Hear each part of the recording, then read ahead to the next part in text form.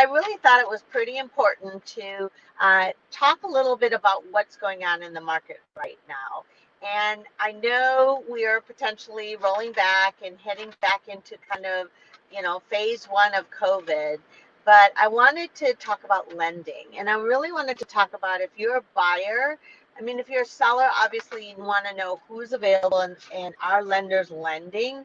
But what we're seeing right now is, low inventory and low interest rates are absolutely causing multiple offers on most properties that especially under $1 million. And so I thought I'd bring on Mitzu Fierro. So welcome, Mitzi. And she's Thank with you. Inspiro Financial. And, she's just a wealth of information and knowledge and doing, quite a few loans and very active and really helping us position our buyers to be able to win the home. So, Mitzi, welcome, and thank you for jumping on with us so spontaneously on Tuesday afternoon. But lending is super important, so thank you and welcome. Well, thank you. No, the lending market is really hot right now. It's just been amazing. The rates are the most historically low we've seen them ever.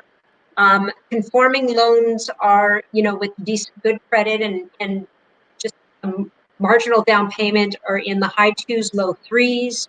High balance conforming is in the same area.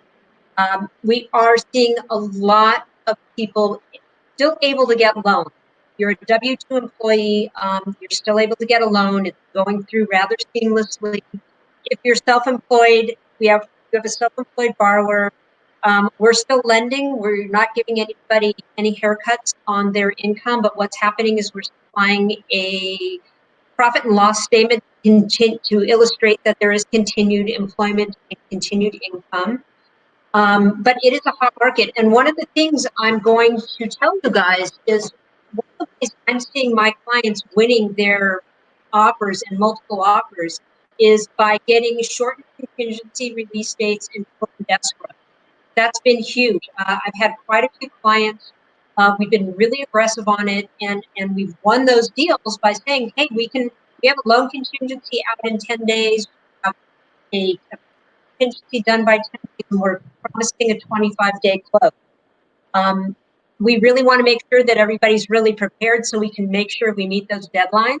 But those are one of the ways. And I noticed that the people who really are winning a lot of these offers are setting that up front prior to the submission of the offer. So that's what people are expecting, and they're really getting them, and we're getting them pushed through. So that's a really nice thing. One of the things I want to tell you guys about jumbos is because of the resurgence of COVID, the 10% and 15% down jumbo limits have been moved back on the aggressive product. They've been moved to 900,000 and $1 million, respectively. 900, 10% down, and $1 million for the 15% down. There is, if you need that 10% down product, there is one left that goes up to $2 million. It is not aggressively priced at all, and it's a real push to get through. They're going to have a 30-day escrow, but it is available, and they know they're the only game in town, so it's priced accordingly. But we are getting those pushed through, and it's still a product that's available. In terms of the jumbos, 20% down, still live with our big bank lenders, and a few of the banks have gone to 30% down, and they're offering some aggressive pricing with that. So if you have that kind of in the box jumbo borrower, there's still a very good pricing out there, also in the high twos, low threes. So those are the they're just giving you money. I mean, to get interest rates today, even at low 3%, that's what's causing this market to just be on fire. Because if you're looking at rent, if you're paying rent, or you're wanting to move up, or you bought a couple years ago and you're sitting in the fours, and you can buy a bigger home and lower your interest rate, we're seeing like your payments staying the same. And so we're seeing a lot of people wanting to move up. Where COVID is having people really reevaluate where they're living. And, we're really seeing just the cost of money is they're just the government is basically saying, the banks are basically saying, borrow money from us and it's so cheap, which is what we're seeing. Again, you need to qualify, but it's totally feasible, and that's what's making this market go as crazy as it is. It's the low interest rates over and over and over and over and over again. Is we're seeing low interest rates. I think one of the things that I want to point out is, when we list a home, we talk a lot about the preparation of listing a home and taking the time up front to make sure that the home shows well and it's clean. What we're talking now with our buyers is really taking the time to talk to you or their preferred lender and doing the homework up front, so you can really understand, go through underwriting as far as you possibly can, so that you can shorten the loan contingency window. Right. So what would a buyer need to do to be able to do something like that in today's market? How long does Well, that take? What do they need to provide? Well, typically, and we're talking, your average borrower typically will need 2 years W-2s. And one of the nice things that they're doing right now on all Fannie and Freddie loans is, if you're a W-2 borrower, we can get away without the tax returns. So they're doing pretty much W-2s only, the last 2 paycheck stubs, and their funds to close. If we have that and we've run their credit, and we do our automated underwriting system, they're really good to go. I mean, that, as long as we have that information, we know ahead of time that that loan's going through. When you have a self-employed borrower, typically what we'll do is we'll send it, and well, let me go back to the first situation. On a W-2, we're going to know within 30 to 45 minutes if they're able to be qualified and they're able to move forward. Those really plain vanilla, straight in the box W-2 employees, those are going through and they're singing through. Self-employed borrowers, we're a little more careful. Typically, I like to send it to our underwriter to look at the income and say, are you good with this? Because we want it to go through. I don't know. Important. What's that? Super important to know up front. No, absolutely. So, we take a look at it. Sometimes it's just completing the income worksheets for her, sending them over and saying, hey, please run through these, because we know, at this point, literally, we know what's going to go through and what's not. And if there's something that's really funky looking, we will send it to the underwriter ahead of time. It'll take us maybe 24 hours. But if it's something we're really nervous about, it's worth the 24 hours to have them look at it and say, oh, yes, this will work. I'm good with this. It's underwritten, and fortunately, we have a good enough relationship that we can talk to our underwriter and say, hey, I'm worried. Please underwrite this loan before they go into escrow so we know what's going on. So, if you get that, and there's a difference. I see the banner that's getting pre-approved is key for multiple offers. Let me talk really quickly about the difference between pre-approved and pre-qualified. So a pre-approval, we actually go through, we run it through an underwriting system. We will talk to our underwriter, go over it really quickly. We have separate underwriters who will look at stuff for us. And you really want that pre-approval as opposed to a pre-qualification. When somebody's if you get something that says, hey, your borrower's been pre-qualified, typically it's a loan officer looking at it, doing some rudimentary calculations, looking at their credit report and going, yeah, okay, this will work. Everything looks pretty good. I think this will work. So there's a huge difference between pre-approval and pre-qualification.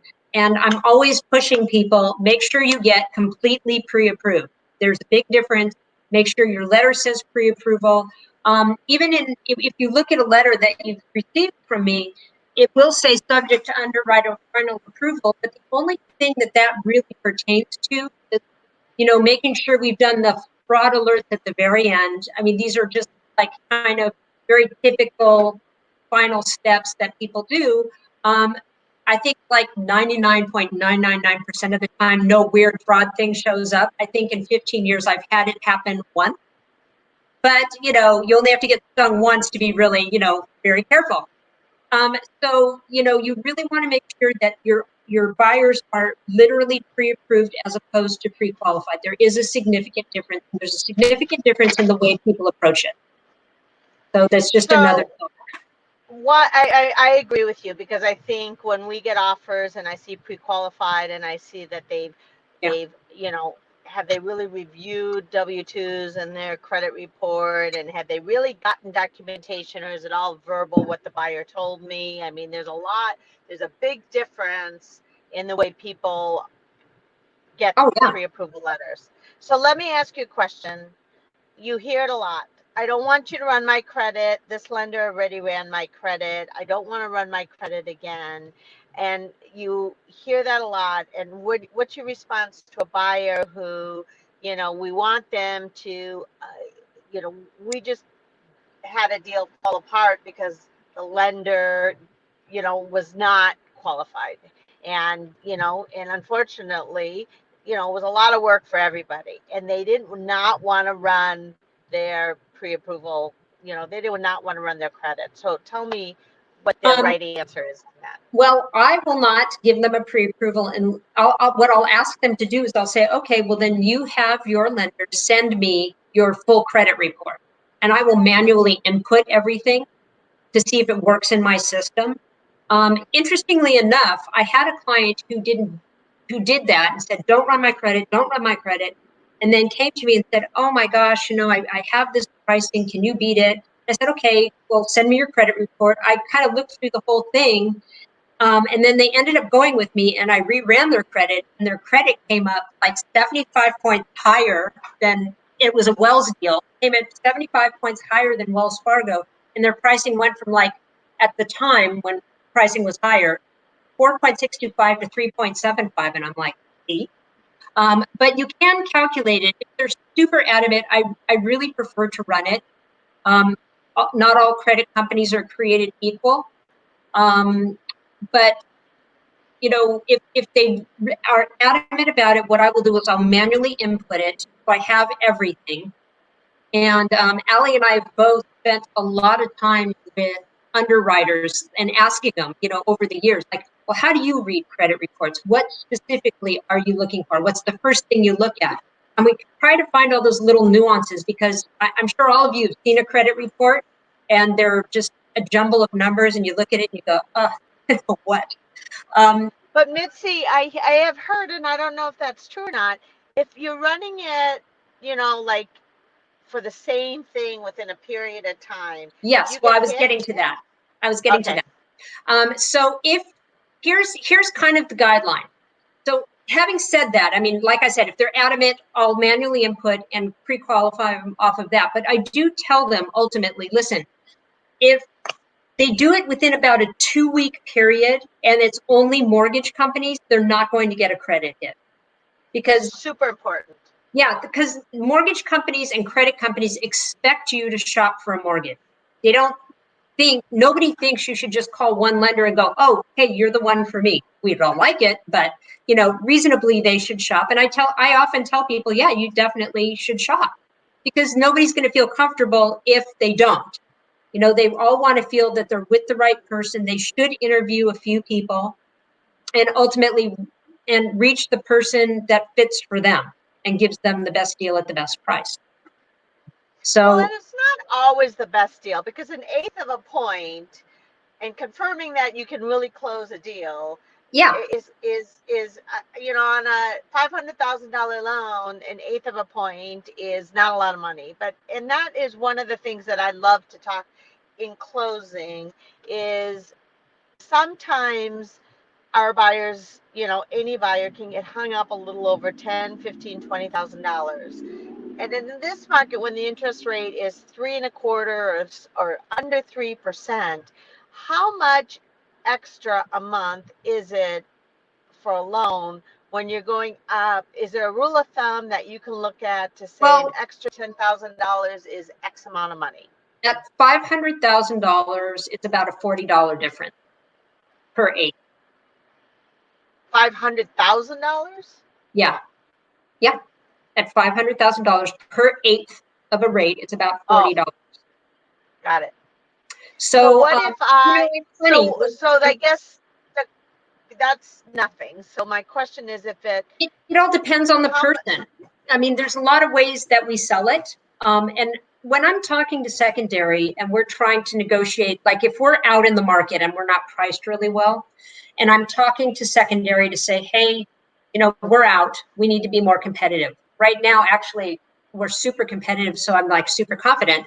But, in the past, when the market's really volatile, and rates change so constantly, it's hard to keep up.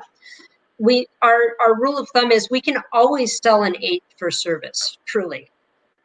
You can't sell a quarter, you can't sell 3/8, you can't sell a half, but you can sell an eighth.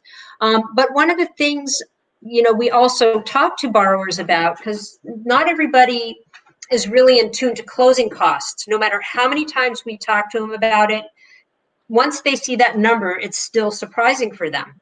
So one of the things we talk about also when we're talking about pricing versus deal is if somebody has a $500,000 loan and they're getting 3% and they're getting a lender rebate of $3,500 and they are really lured in by that 2.875, but 2.875 is par, I'm telling them, listen, it's going to take you a long time to eat up that $3,500 at $40 a month.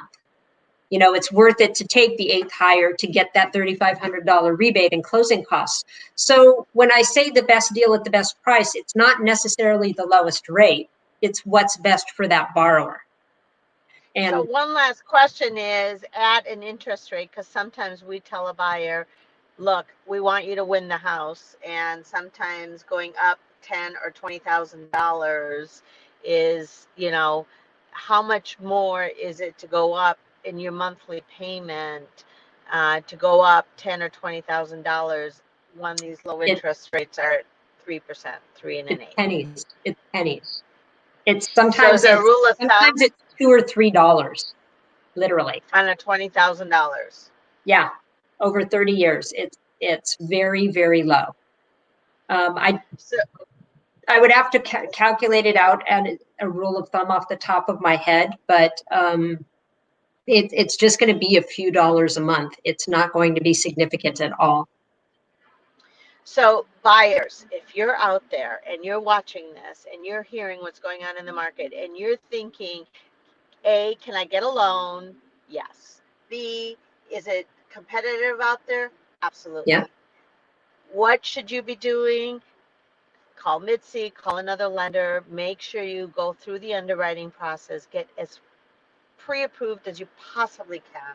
Shorten your approval process so that you can submit a very strong offer and, shorten your contingency windows. Make sure that you're, obviously make sure you're really, you know, in good partnership with your agent and your lender. Make sure your lender calls the listing agent to talk about the strength of your offer. And last, don't get caught up over here $10,000, $20,000 because it's a couple dollars a month and it makes you Yeah. get the home. And we have a very competitive market. We have low inventory. Lending is a very important part of this whole process, as you can see. And working with the right team and the right people in place will help you win the home because it is a competitive market. And, Mitzi, I have to run to my 4 o'clock, so I No, am thank in you. the car, ready to go. You are a knowledge and of information, and I know you're great with clients. You take your time.